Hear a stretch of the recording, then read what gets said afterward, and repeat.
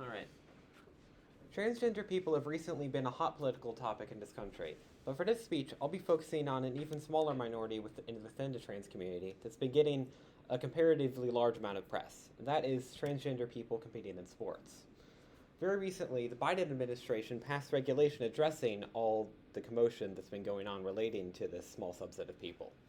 Today, I will after after I go over all the major parts of these new regulations, I hope you'll agree with me that what the Biden administration did was actually quite smart.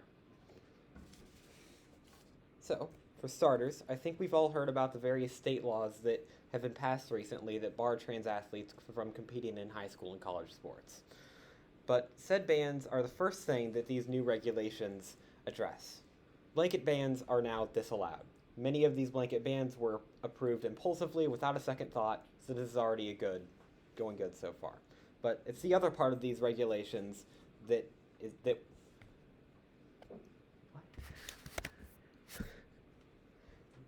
it's the other part of these regulations that I think makes them more clever.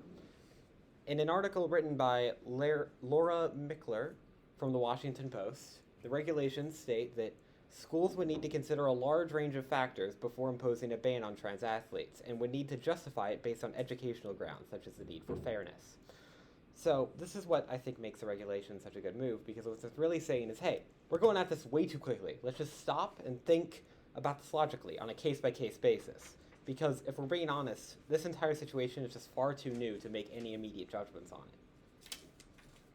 Take, for example, Leah Thomas, who, as said by Katie Barnes in an article by ESPN, just last month became the first known transgender athlete to win to win a Division One national championship in any sport. She's a swimmer, by the way. Um, Now, look at this picture of her next to the other swimmers. Does it look fair? Maybe it does. Maybe it doesn't. Some people disagree. Some people agree. But I feel like we should err on the side of inclusiveness before we make any immediate judgments on whether that gives her an advantage that is unfair. Because I feel like we should err on the side of inclusiveness because there's already examples of certain types of people having a proven advantage over others in sports. Take, for example, left-handed people. As stated in an interview with sports scientist Jonah Harper by the BBC, in fencing, there is evidence that left-handed people have an advantage.